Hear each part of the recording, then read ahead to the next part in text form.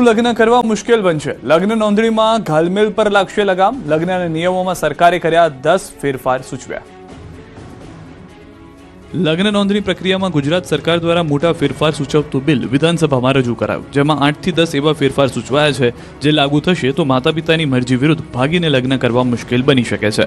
કારણ કે લગ્ન નોંધણીમાં માતા પિતાની મંજૂરી ફરજિયાત કરવાની જોગવાઈ સૂચવાઈ છે.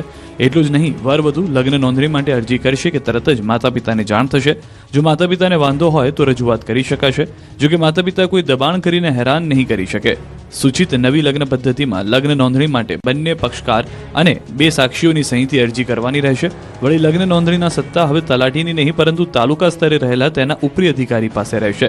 જો કે ગ્રામ્ય સ્તરે લગ્ન નોંધણીની અરજી તલાટી જ સ્વીકારશે અને પછી ઉપરી અધિકારીને મોકલવાની જવાબદારી તલાટીની રહેશે. ત્યારે લગ્નના નવા નિયમોની વાત કરીએ તો વરવધુ માતા પિતા બંનેના દસ્તાવેજ જરૂરી. દસ્તાવેજોની ચકાસણી વધારાઈ. વરવધુની હાજરી ફરજિયાત. નોંધણીની અરજી તલાટી જ સ્વીકારશે. ઉપરી અધિકારી પાસે ચકાસણી માટે મોકલાશે. નોટરી વખતે હાજરી અનિવાર્ય. માતા પિતાનું આધાર કાર્ડ, સરનામું, મોબાઈલ નંબર ફરજિયાત. લગ્ન નોંધણીની માહિતી 10 દિવસમાં માતા પિતાને મોકલાશે. 1 મહિનામાં લગ્ન નોંધણી પ્રક્રિયા પૂર્ણ થશે. સમય જતાં લગ્ન નોંધણી માટે પોર્ટલ બનાવાશે. વોટ્સએપથી માતા પિતાને લગ્ન નોંધણીનો મેસેજ મળશે. આ સૂચિત સુધારાને લઈને સરકારે જાહેર જનતા પાસેથી વાંધા અને સૂચનો મંગાવ્યા છે, જેના માટે 30 દિવસનો સમય આપ્યો છે.